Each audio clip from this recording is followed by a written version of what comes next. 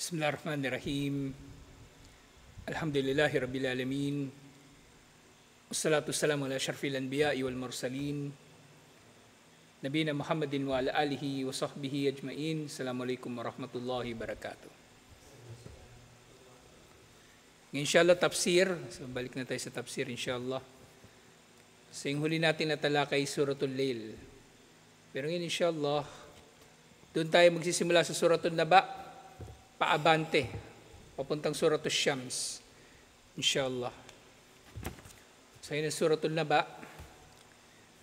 Sabi dito sa Tafsir Ibn Kathir rahimahullah, at itong binabasa nga nating libro, Al-Misbahul Munir, Fit Tahdhibi Tafsir Ibn Kathir, ni Sheikh Safiyur Rahman Mubarak Puri. Ibn Kathir din to, pero kumbaga isinaayos niya. Kumbaga, tapos may mga inedit dito na mga, kumbaga hindi sahih na mga ulat. Kumbaga mas matibay ito na ulat, na mga ulat inshallah yung nilalaman ng libro na ito. So may detalye nito. Sa inyong pangalan niya, yung Misbahul Munir fi Tahdhibi Tafsir Ibn Kathir.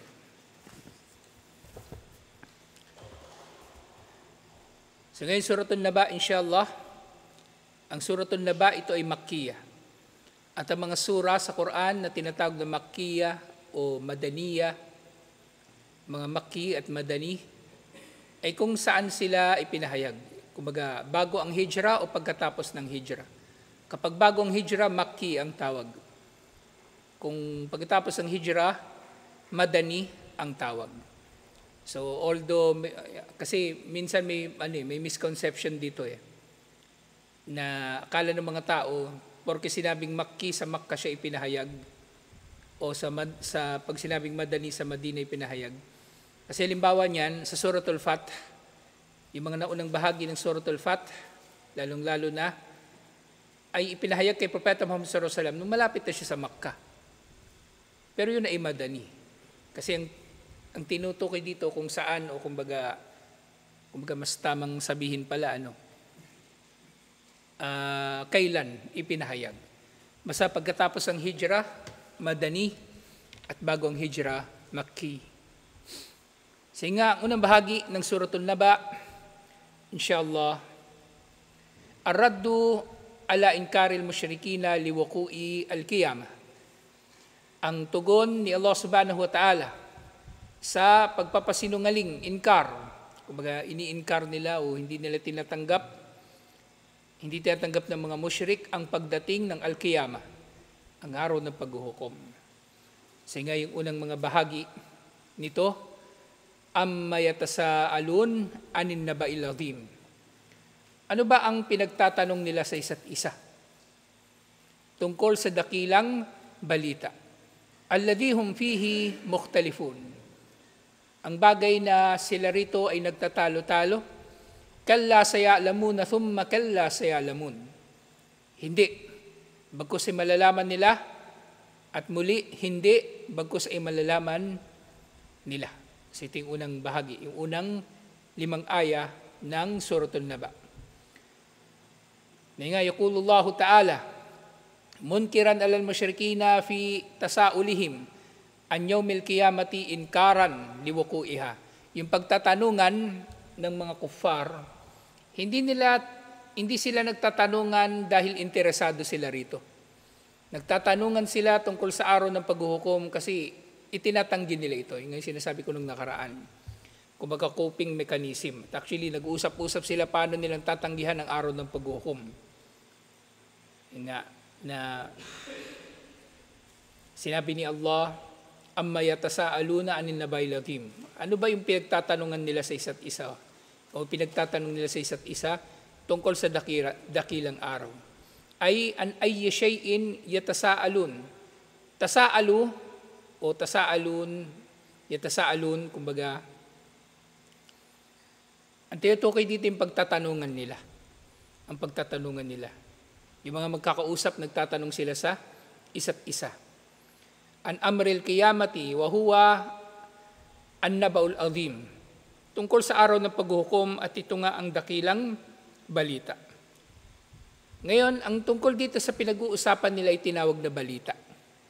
Tinawag na balita. Kasi definitely meron itong epekto sa kanila. Hindi ito katulad ng inaangkin nila na asatirul awwalin, mga kwentong bayan, na walang epekto sa kanila. Magkaiba kasi yun eh. Nakarinig tayo ng kwento, di ba? O alamat ni Sibing Ilocano. Si Lamang, di ba? O pag narinig natin yung Lamang, hindi natin seryosohin yun. Alam natin, di man totoo yun eh. Di ba? Pero kapag balita, nandiyan na yung mga inchik, sinasakop na tayo ng inchik. Yun, medyo kakabahan ng tao, nagre-react siya. So yun ang dahilan kung bakit na ba ang tawag sa pinag-uusapan nila. Pinag-uusapan nila tungkol sa dakilang balita. Yung araw ng paghuhukom. So hindi ito asatirul awwalin, hindi ito kwentong bayan lang. Ito ay balita. At kapag meron dumarating na balita, ang balita kasi ibig sabihin, pagpapabatid tungkol sa isang bagay na nangyari. Nakita niyo yung pinagkaiba? Kapag sinabing balita, galing sa isang pangyayari. Kapag sinabing kwento, maring hindi totoo na nangyari. Maring hindi totoo na nangyari. Ang biyag ni Lamang, di ba? Lahat ng mga nangyari sa kanya. Alam natin hindi totoo yun eh. Kasi imposibleng mangyayari yun. So ganun yung ginawa nilang analogy na porke hindi maarok ng kanilang pag-iisip na ang tao ay bubuhayin ni Allah kahit nabulok na siya sa libingan o naging abo na lang siya sa libingan. Hindi nila maarok. Kaya tawag nila asatirul awwalin. Hindi nila maintindihan. Pero sabi ni Allah, hindi. Ito'y nabaul azim. Ito ay dakilang balita. Nga sinasabi, ya'ni al-khabarul ha'il, al-mufdi al-bahir, o al-mufaddi al-bahir. Na itong dakilang balita na ito ay balita na, balita na nakakatakot tungkol sa bagay na mangyayari na nakakatakot at kagilagilalas. Al-mufaddi al-bahir, hindi talaga maarok ng isip ng tao basta-basta. May kababalaghan yun. Makababalaghan yung balita. Alladihum fihi yakhtalifun. O alladihum fihi mukhtalifun pala. Alladihum fihi mukhtalifun. Ang balita na siyang bagay na sila rito ay nagtatalo-talo. Ya'ni, an-nasu fihi ala qawlayni mu'minun wa kafirun. Na yung tinutukoy pala rito ni Allah na yatasaalun, so maaring hindi lang yung mga kuffar na yatasaalun, nagtatanungan tungkol sa araw ng paghukom. So, yung kabilang sa mga nagtatalo-talo tungkol sa araw ng paghukom, yung mga tao sa pangkalahatan at maaring nahati sila sa dalawang uri, primarily ang mga mananampalataya at hindi mananampalataya. Pero siyempre mga kuffar, maaring sila rin ay mahati sa iba't iba pang uri kung ano ang pananaw nila sa araw ng paghuhukom. Diba, yung mga kuffar, meron naman sila iba-ibang mga paniniwala tungkol sa araw ng paghuhukom. Halimbawa, saksi ni Jehovah, naniniwala silang magiging paraiso, itong mundo na ito mismo magiging paraiso. Itong mundo na ito magiging paraiso. Siyempre, meron pang ibang paniniwalang, iba pang mga sekta, iba pa yung mga Mormon, iba pa yung mga iba't ibang sekta ng mga Kristiyano. Lalo naman yung mga Hindu, Buddhist at iba pa. Thumma qala ta'ala mutawaidan limunkiril qiyamah. At pagkatapos sinabi ni Allah bilang pagbabala sa mga nagpapasinungaling sa araw ng paghuhukom, kalla saya'lamun. Hindi, malalaman nila. Thumma kalla saya'lamun. At muli, hindi malalaman nila. Ibig sabihin, hindi nila dapat ginagawa yun.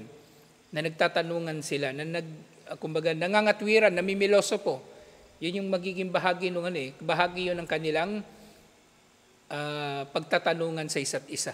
Nagsasalita sila tungkol dito, nagtatanungan ng marami sa kanila sa mga tao para lang pamilosopohan ang araw ng paghuhukom. Wahada tahdidun syadidun wawaidun akid. Ito ay matinding babala matinding banta at matinding, kumbaga, waid, parang anito, yung kumbaga, bukod dun sa, yung tahdid, pagbabanta, at yung waid, babala na akid, sigurado. Sa sumunod na bahagi, dikru syai'in min kudratillahi kaddalili ala kudratihi alal ba'thi ba'dal maut. So, pagkatapos nung 5 aya na ito na naunang nabanggit, ay binanggit ni Allah ang kanyang mga kapangyarihan. Yung kanyang mga kapangyarihan na dalil, batayan sa kanyang kapangyarihan na buhayin muli ang mga tao matapos silang mamatay. So yung mga sumunod na aya, di ba, mula sa pang-6, lahat ito ay tumutukoy sa kapangyarihan ni Allah. Alam naj'alil arda mihada wal jibala autada.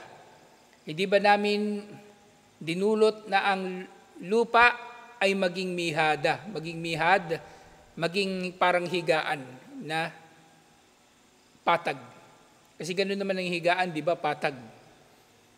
Wal jibala autada, at ang mga kabundukan na parang autad, parang pako. Na yung mga pako nga, nakabaon ang malaking bahagi nito sa ilalim. So ganoon din yung mga kabundukan. Nakikita nating mataas yung bundok, pero malalim ang bahagi ng bundok, ang ugat ng bundok na nasa ilalim ng lupa. At syempre, merong hikma yung pagkakalikha sa kabundukan sa ganitong paraan, dahil kung hindi, ang lupa ay gagalaw kasama ninyo.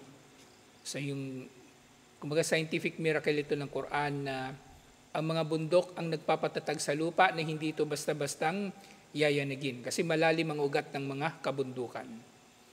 At gayon din kabilang sa kapangyarihan ni Allah na nababanggit, wa khalaqnakum azwaja, at nilikha namin kayo na magkakapares, lalaki at babae. Wa ja'alna nawmakum subata, at dinulot namin ang inyong mga pagtulog ay magiging pahinga. Waja'alna al-layla libasa, at dinulot namin ang gabi para sa inyo ay magiging tabing. Tabing na kumbaga hindi nyo na makikita yung ilang mga bagay nang sa gayon makakapagpahinga kayo.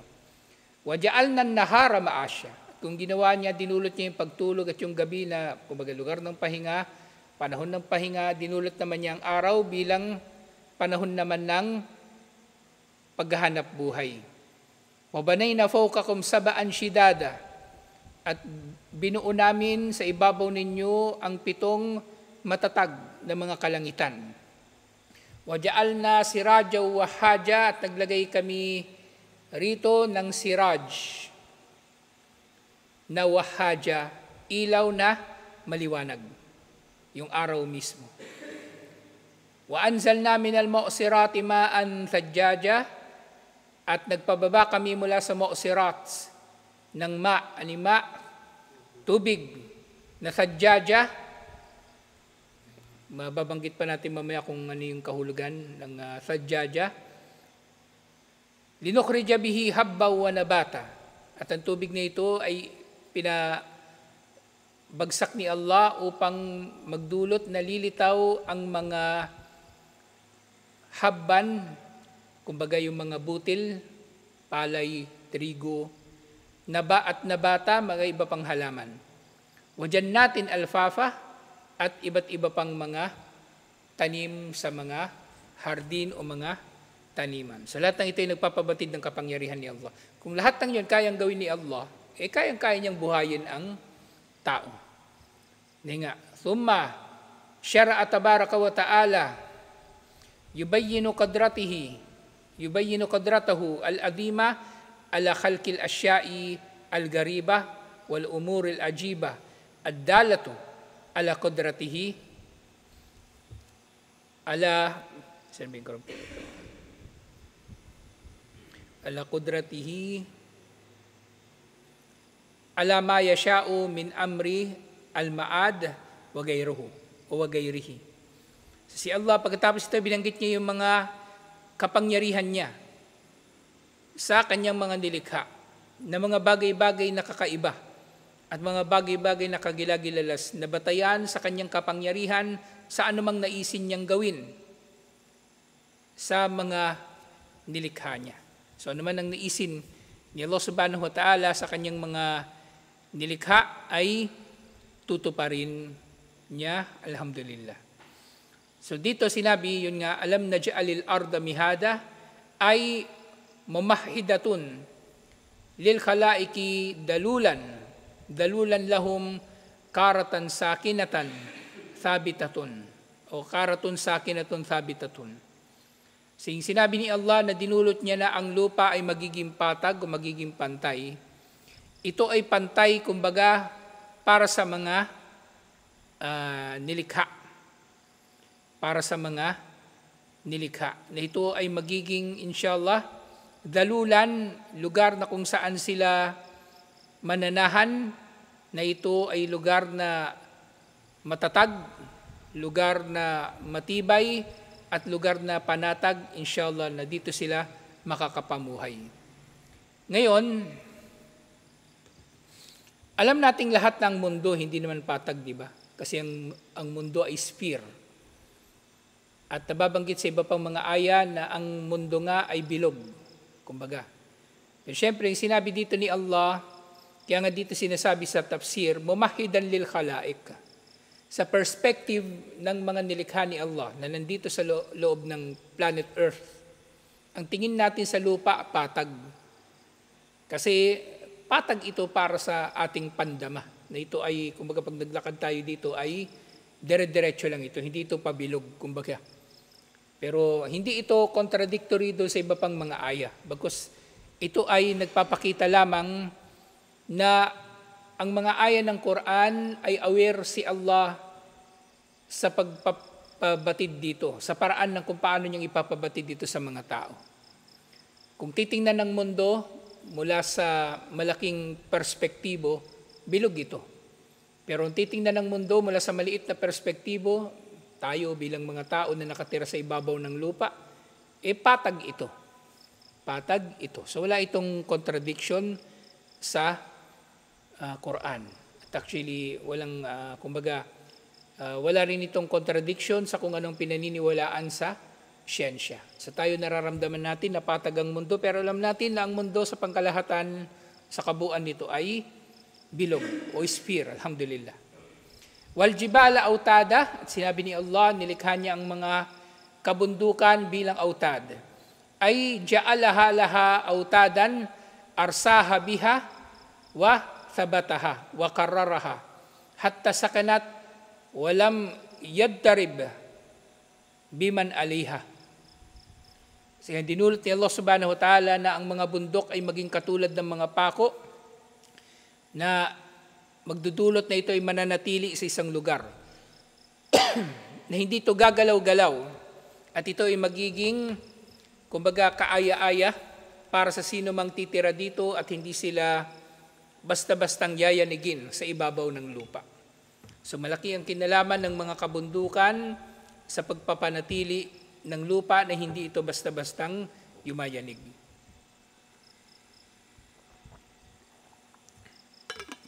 Sunod, wa khalaqnakum azwaja. Sunod na binanggit ni Allah subhanahu wa ta'ala sa kanyang mga kapangyarihan, at nilikha namin kayo na azwaj, magkakapares. Ya'ni, dhakaran wa untha, ibig sabihin lalaki at babae. Yatamatta kullu minhuma bil akhar. Ang bawat isa sa kanila ay nakikinabang mula sa isa pa. Baga, ang babae at lalaki, sila ay nilikha talaga na nagtutulungan o nakikiisa sa isa't isa, lalong-lalo na kung sila ay mag-asawa. Lalong-lalo na kung sila ay mag-asawa. Wayasul at tanasul bidalika. At sa pamagitan ng kanilang pagiging mag-asawa ay magkakaroon ng tanasul, pagkakaroon ng mga salinlahi. Na magkakaroon sila ng mga anak, mga apo sa pamagitan ng kanilang pagiging mag-asawa. May kinalaman dito yung sinabi ni Allah subhanahu wa ta'ala, wa min ayatihi an khalaqalakum min anfusikum azwaja litaskunu ilayha. Kabilang sa mga tanda ni Allah na nilikha niya para sa inyo mula sa inyong mga sarili ang mapapangasawa upang kayo ay makatagpo ng kapanatagan sa kanila. At ito yung nandun sa Suratul Rum, verse 31. وَجَعَلَ بَيْنَكُمْ مَوَدَّةً وَرَحْمَةً. At si Allah ay nagdulot na magkaroon sa pagitan ninyo ng pagmamahal at habag. Alhamdulillah. Ay kitaan lil harakati litahsula ar-raha min kathrati taraddad wasa'yi fil ma'ayish fi ardin nahari wa qad taqaddama mithlu hadhihi al-aya fi suratil Furqan wa ja'ala al-layla libasa. So nga dito sa aya na ito, so si Allah subhanahu wa ta'ala dinulot niya raw na yung mga mag-asawa, sila ay magkakaroon ng kumbaga magkakaroon sila ng relasyon. Magkakaroon sila ng relasyon na sa pamagitan nito inshallah ay matutupad yung ilang mga itinakda na ni Allah. At yung sinabi ni Allah, وَجَعَلْنَا نَوْمَكُمْ سُبَاتًا, at dinulot niya na ang pagtulog ninyo ay magiging subata bilang pagpapahinga. Ay kitatan lirharakati litahsula ar-raha min kathrati at-taraddad was-sa'yi fil ma'ayishi fi ardin nahar. So yung pagtulog o pagpapahinga sa gabi ay dinulot ni Allah nang sa gayon ay makatagpo rito ang tao ng pagpapahinga mula sa napakaraming pagkilos sa araw, alhamdulillah. At merong ang aya na katulad nito doon sa Suratul Furqan. Sumunod, وَجَعَلْنَا اللَّيْلَ لِبَاسًا, at tinulot namin na ang gabi para sa inyo ay magiging damit. Magiging damit o magiging pangtabing, magiging pantakip. Ay yagsyan nas dalamuhu wa sawaduhu. Dahil gabi, binabalot ng gabi ang mga tao ng kadiliman at pagiging maitim nito. Kumbaga, siyempre, kapag madilim, ay doon din nakakakita ng pagpapahinga ang tao. Kaya nga merong aya sa Quran, nung kalimutan ko yung Arabic. Kung dudulutin ni Allah na maging tuloy-tuloy ang araw, sino ang maaari magdulot na magkaroon ng gabi upang kayo'y makapagpahinga? At kung ang gabi naman ay tuloy-tuloy, sa sino magdudulot na magkaroon ng umaga o ng araw? So lahat yun ay nasa kapangyarihan ni Allah subhanahu wa ta'ala, at ang pagdudulot niya na magkaroon ng araw at gabi ay merong dakilang hikmah. Hindi pwede na araw lang o gabi lang.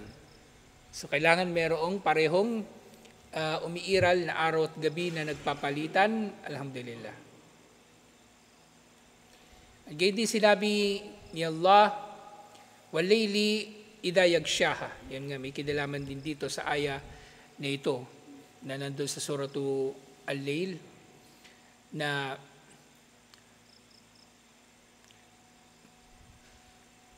may kinalaman doon sa gabi, na dinulot ni Allah na, kumbaga, magiging takip sa mga tao.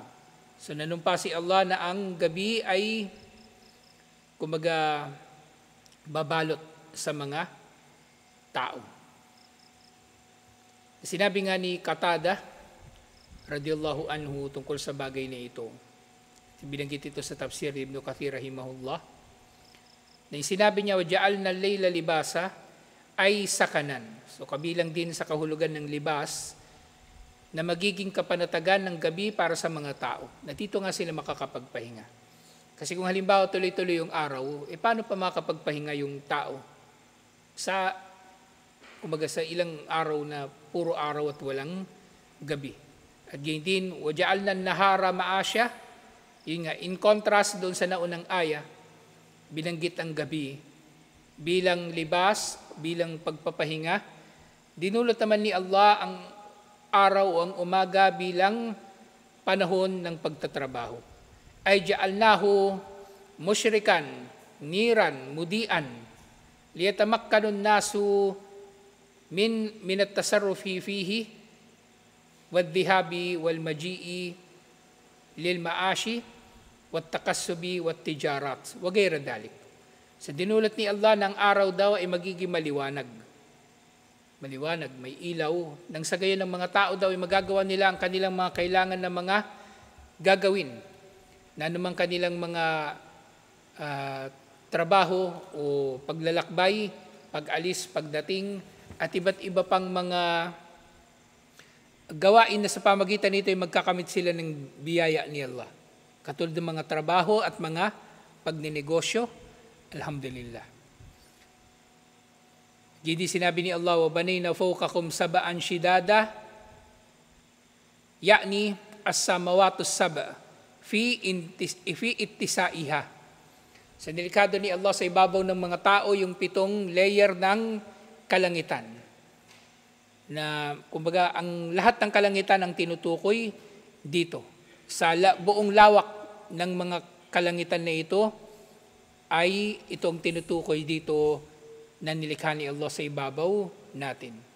Fi ittisaiha wa irtifaiha wa ihkamiha wa itkaniha wa tajyiniha. So lahat ng ito, sa taas nito, sa lawak nito, sa kumbaga hikmah, sa karunungan sa pagkakalikha sa 7 kalangitan, sa husay sa pagkakalikha sa mga ito at kagandahan ng mga ito, wa tazyiniha bil kawakibi athawabit wasiyarat, na pinaganda ito ni Allah sa pamagitan ng mga bituin na sabit na kung titingnan natin para silang hindi gumagalaw. Pero technically yung mga bituin na ito ay gumagalaw sila. Ang lahat ng nasa universe ay gumagalaw.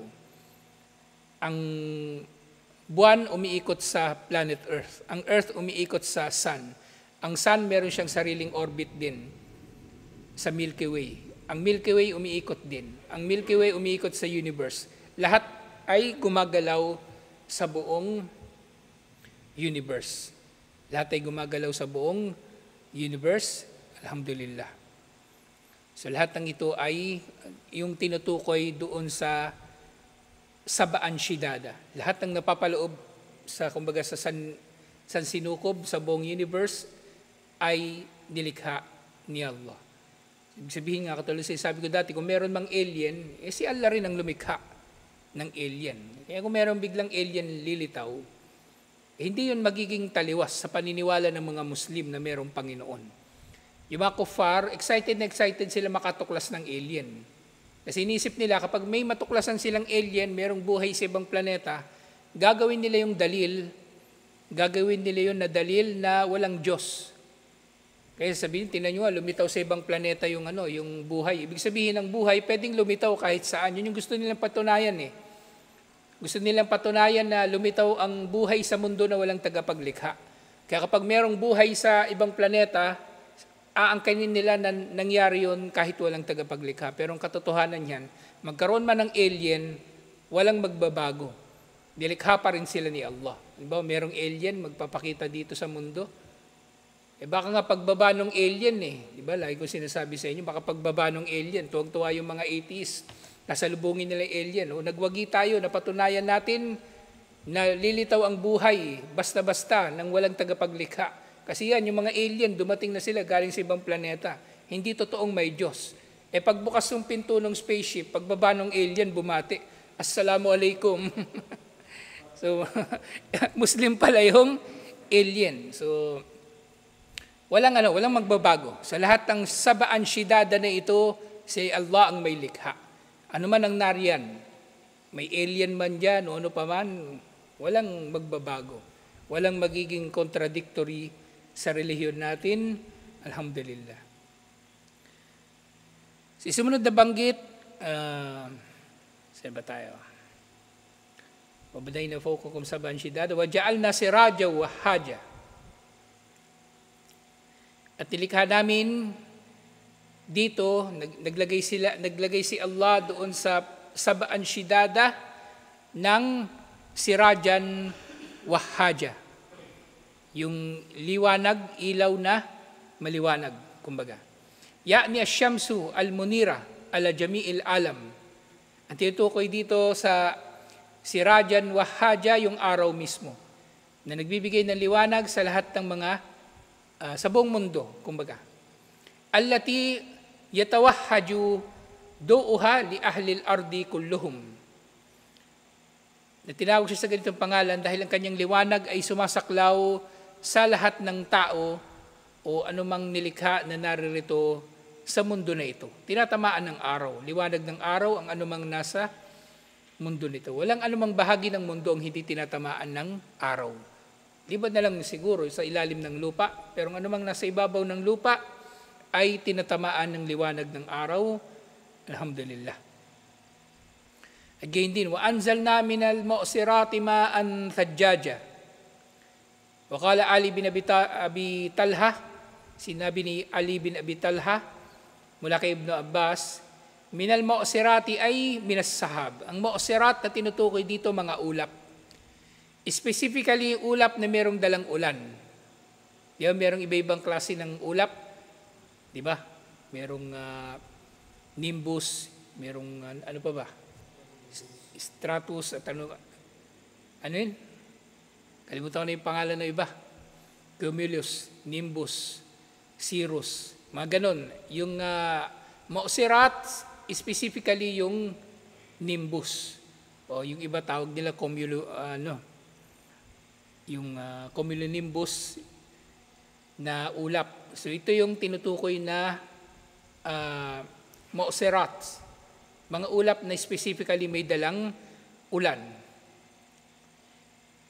Wakada qala Ikrimah aidan wa Abul Aliyah wa Dahhak. At ganito rin yung pananaw ni na Ikrimah, ni na Abul Ali at Dahhak, ganyan si Al-Hasan at si Rabi bin Anas at si Thawri. Waktarahu Ibn Jarir. At ito rin ang pinanigan ni Ibn Jarir rahimahullah na kahulugan ng mu'sirat. Waqala al-Qurra, at sinasabi pa, ano ba itong Qurra na tinutukoy dito? Pangalan ba ito? Farra pala, Farra. So merong isang mufassir, si Farra, ang sabi niya, hindi pala Qarra. Farra, hiya as-sahabul lati tatahallabu bil matari walam tumtir ba'ad. So maari din naman mga hulugan na yung mu'sirat na ito. Ito daw yung mga ulap na napupuno ng ulan, pero hindi pa rin bumabagsak. Kumbaga naiipon pa lang. Naiipon pa lang yung tubig sa kanya. Ito yung yung nimbus na ulap. Sa sobrang dami ng tubig niyang daladalang, itim, di ba? Maitim, hindi na tumatagos sa kanya yung liwanag. Sa sobrang dense ng tubig na daladala ng ulap, na ganun. Kama yuqalu imra'atun mu'sir, idha dana haydaha, walam tahid. Si mu'sir, tawag din daw ito sa isang babae na malapit na yung kanyang buwan ng dalaw pero hindi pa rin dumarating ang kanyang buwan ng dalaw. Kumbaga, oras na niya o araw na niya sa isang buwan pero wala pa rin. Wahada kama qala ta'ala, halimbawa dito sinabi ni Allah, Allahul ladhi yursilur riyaha, ito na nga natin basahin, Allahul ladhi yursilur riyaha fatathiru sahaban fayabsutuhu fis samai kayfa yasha. So si Allah raw nagpapadala ng riyah, ng hangin. At ito raw ay tuthiros sahab. Iniangat nito ang mga ulap, fayabsutuhu fis sama. At ito raw ikinakalat ni Allah sa langit kayfa yasha. Sa anumang paraan na gusto niyang kumalat ito sa langit. Wa naj'aluhu kisafan fataral wadka yakhruju min khilalihi. At kapag kumbaga naipon yun, di ba, ulap, kapag yun hinati-hati ni Allah, magkakaroon din ng iba't ibang mga reaction, lalong-lalo na electrical. At doon, kumbaga, makikita mong papatak ng ulan sa kalagitnaan ng mga ito. Pero yun nga, kaya electrical yung sinabi kong nagiging reaction doon. Kasi kapag na-breakdown yung ano doon, yung tubig, nagkakaroon ng kidlat at kulog doon sa ulap at doon na siya kasabay nito na babagsak. Kasabay nito na babagsak ay nga ay min baynihi. So mula sa kalagitnaan ng ulap na ito, bumabagsak ang ulan. Alhamdulillah. Mula sa kalagitnaan ng ulap na ito ay bumabagsak ang ulan.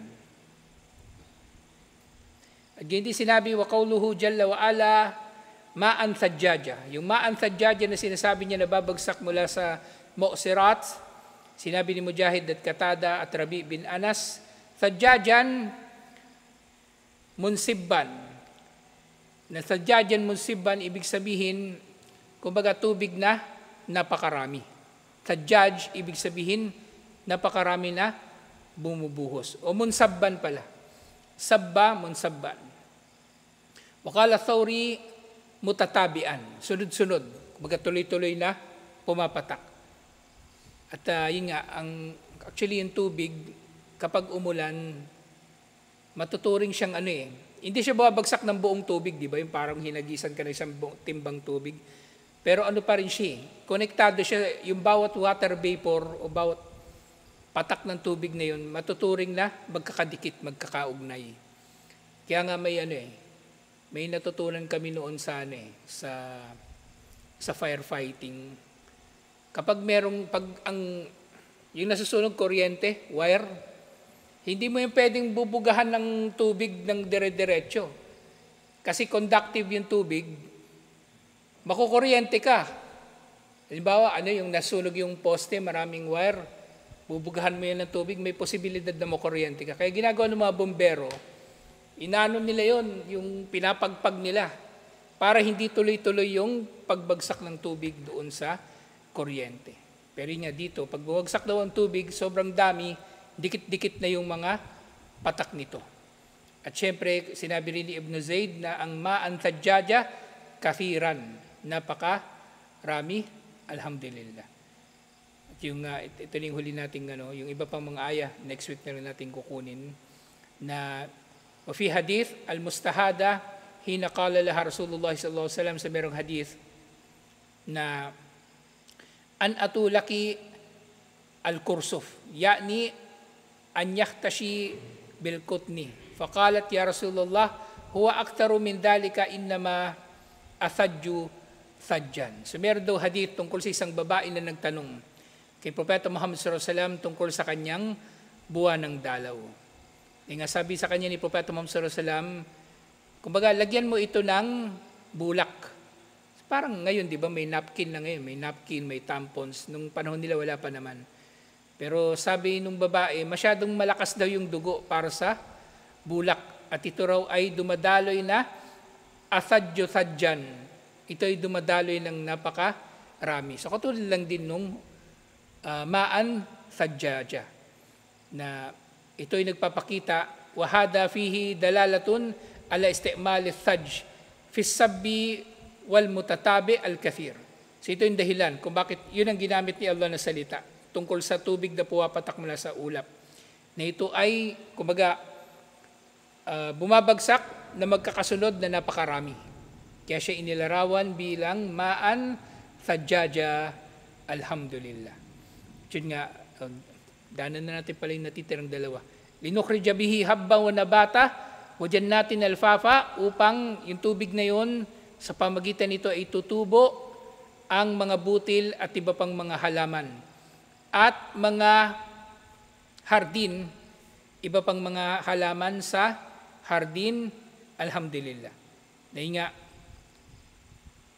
linukhrija bihadal ma al-kathir at tibun nafi al-mubarak, upang pababain namin, kumbaga, palitawin namin sa pamagitan ng tubig na ito ang napakaraming mga kabutihan.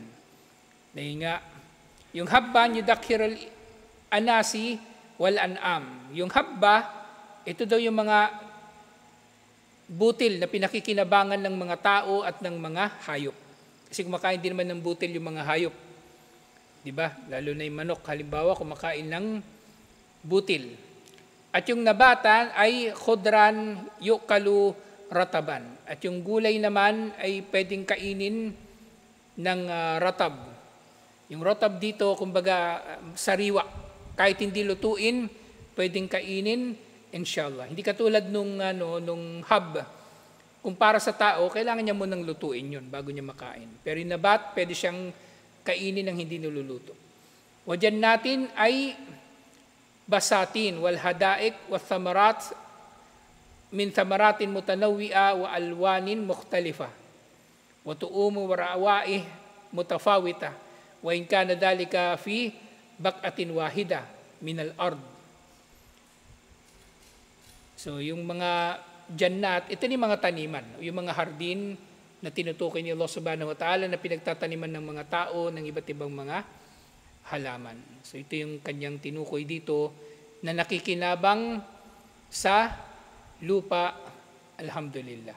So ito yung unang bahagi ng Suratul Naba. Inshallah, tutuloy pa natin ito inshallah. Kasi sumunod na bahagi nito ay may kinalaman na doon sa araw ng paghuhukom. Kaya nga yung mga surah sa Quran, kung magbabasa kayo, maaari siya mahati sa iba't ibang bahagi. Sa Suratul Naba, merong 3 bahagi.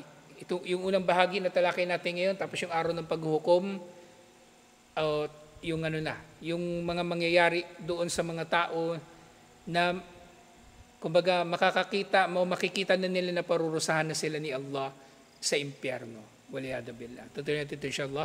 Assalamualaikum warahmatullahi wabarakatuh.